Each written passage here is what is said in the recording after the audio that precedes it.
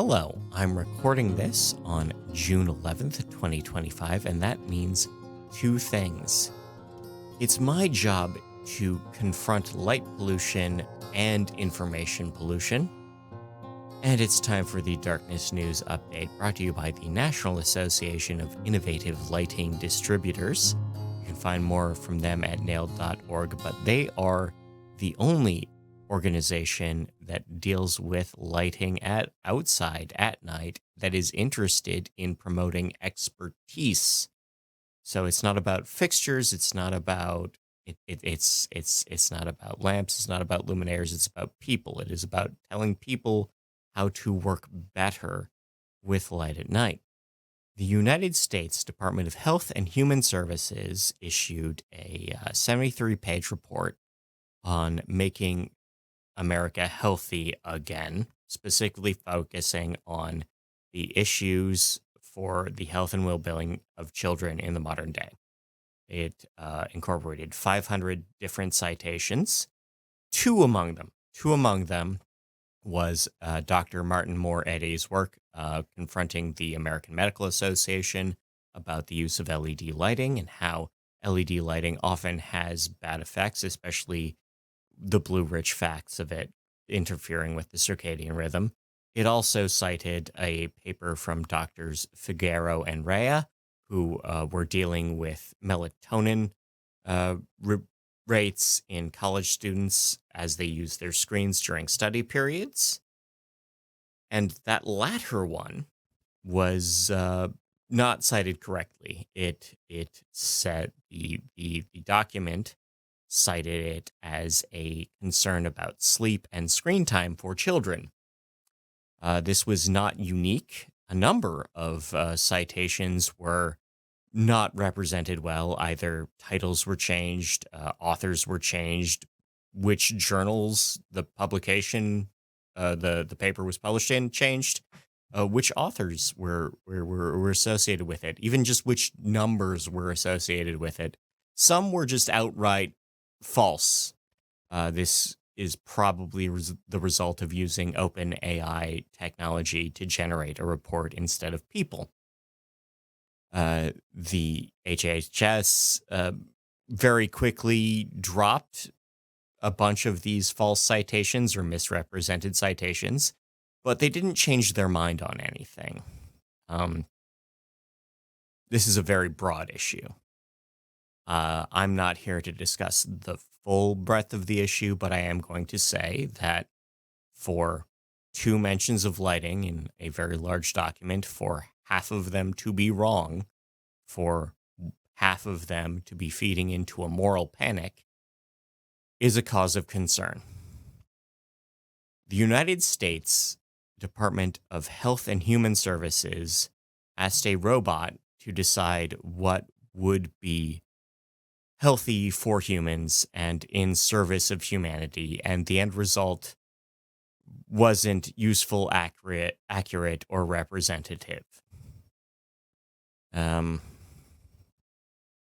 doesn't sound like service to me. That's not good service to Doctors Figueroa or Rea. It's not even good service to Moore-Eddy, whose work was represented well. And it's not necessarily representative of the capacity to do better. If all your department wants to do is stand in the middle of the street and shout no, then we're not going to get better.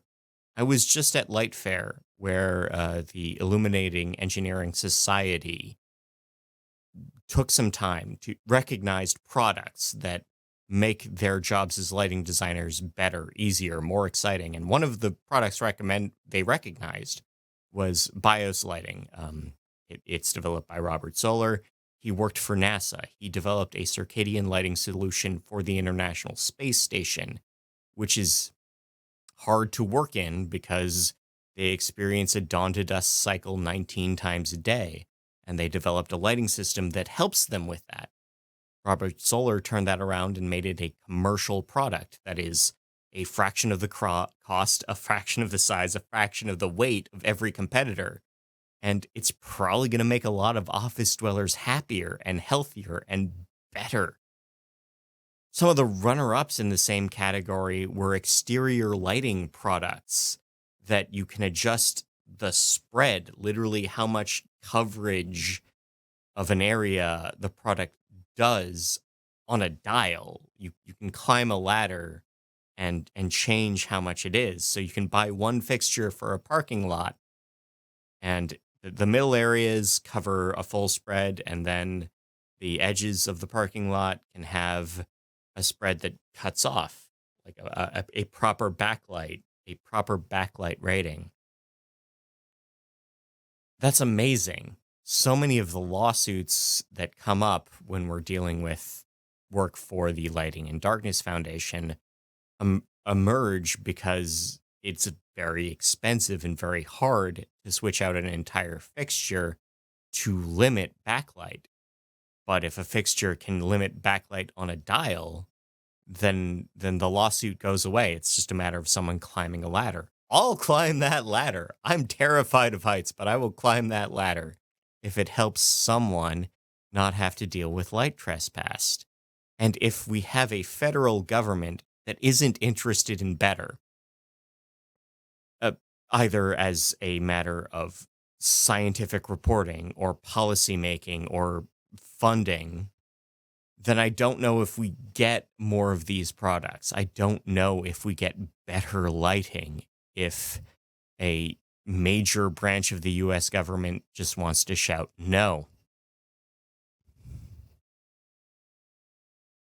All right, let's get into more news. I've wasted too much time on this. Maine, the state of Maine, has proposed a new act, LD 1934, the Act to Promote Responsible Outdoor Lighting.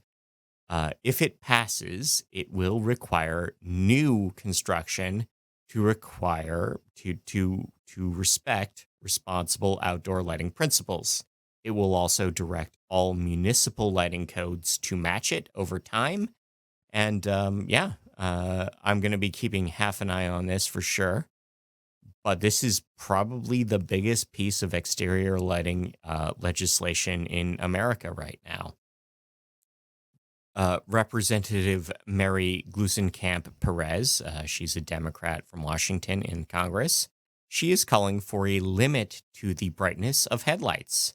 She is calling for the House Transportation and Infrastructure Committee, as well as the National Traffic Safety Administration, to set up a joint task force to confront the brightness of headlights. The state of Nevada has launched a state-level Starry Skies certification. Not only is there a certification, they are also offering toolkits to help residents and advocates improve the use of lighting in their neighborhoods and regions. A study of shift workers at the U of Michigan has determined that circadian rhythms are in fact seasonal, that seasonal timing is a part of how they adapt to their lack of daylight. We have a study from the Netherlands that shows that preterm birth rates are also seasonal, which is to say that months with more daylight tend to feature fewer preterm births. We have a new study from the University of California in Irvine that discusses the circadian elements of cancer. Not only do they break down the circadian disruption factors, risk factors for cancer, but they also discuss how chronomedicine and timing treatment to circadian rhythms does have benefits. We have a 2-year study from Norway that shows that evening-oriented people, night owls, as we tend to call them, they tend to they are linked with anxiety and depression, at least in teens, probably because their entire life has been decided by people who are not night owls.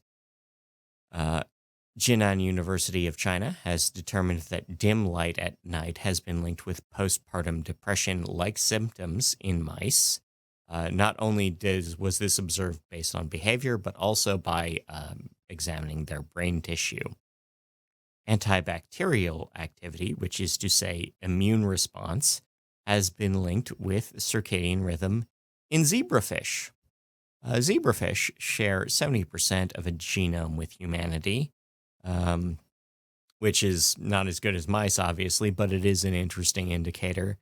But yeah, they have determined that immune response does depend on you being well rested and well entrained. We have a new study from the Utah State University that shows that UV light reduces bird strikes. Specifically, you have to like build little projectors that put UV light on windows, which show up as reflective in bird vision, which does stop collisions. We have a new study that shows that light changing does also change the mating cries of red jungle fowl. Normally, the birds issue mating calls during the full moon, or their most mating calls during the full moon. But as more light creeps into their environment, they start doing these mating calls more and more. A publication, the Notices of the Royal Astronomical Society brackets letters, they have issued another warning over low Earth orbit satellites. Specifically, this is from M. Kosifaj from the Slovak Academy of Sciences. He has presented a comprehensive study of the hazards of satellite constellations, including SpaceX. This represents what he believes to be a fundamental threat to the field of astronomy. The city of Pittsburgh, Pennsylvania, will be flipping their streetlights to responsible alternatives. These are LED devices, but they do correspond with the city's past light pollution ordinances. All of the work on 35,000 fixtures will be done by next year. In Slovakia, the town of Bratislava, they're switching to warmer streetlight styles. Specifically, main roads will be at 3,000K. Side streets will be at 2,200K, and parks, pathways, and other nature areas, they're going to be down to 1,800K because they've got access to new amber fixtures, and that's nice. Brigham County, Utah has approved dark sky standards.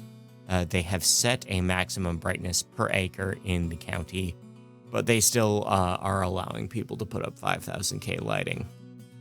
In Cave Creek, Arizona, in Mariposa County, they are rejecting plans to secure a dark sky international designation.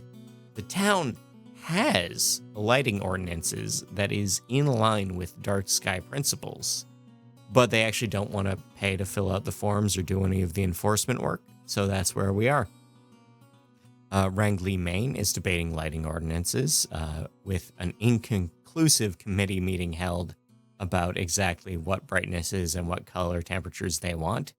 In Utah, they're planning to host their fourth Astrofest. These are 3 days in June happening in different parks. So on the 20th of June, you can go to the Canyonlands National Park and check out what they're doing there. Events will then move on the 21st to Dead Horse Point State Park. And on the 22nd, you can go to Arches National Park. Oaks Amusement Park in Portland, Oregon, is planning a new drop tower, but it is provoking light pollution complaints. This 135-foot tower would, of course, go up and down and excite everyone who wants to go up and down. But it would be right next to the Oaks Bottom Wildlife Refuge, and that might disrupt the local wildlife that they're refuging. We have a new update from the Arizona Dark Sky Observatory. The update is that they have the dome done. It looks pretty nice. In Lambertville, Pennsylvania, a bridge rehab project has skipped their lighting assessment, with bird safety issues remaining in question. Boulder, Colorado has been named a bird city. This is a presentation by Environment for the Americas that recognizes their work to reduce lighting during migration season. In Kansas City, Missouri, their local police department will begin flashing their blue emergency lights for no real reason to prevent crime somehow. This new project will spend $14,000 to refit and reprogram emergency lighting in police cruisers so that while officers are on shift, the blue lights keep going. There is still no proof that doing this does anything for anyone. Moving on, we have more lighting going up on the New Mexico border, the increasing reinforcement of border protective infrastructure alongside that region includes more lighting, and again, environmentalists don't like that idea.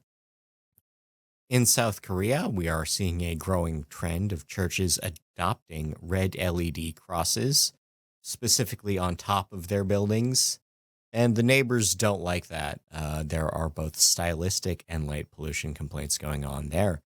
In New York City, Washington Heights is struggling with sign brightness. There is one specific sign that is affecting residents of Fort Lee and Upper Manhattan. In things that are not sponsored, they're not paying me. They're not paying me, I swear. But I do think are interesting. DMF have launched a new amber product line.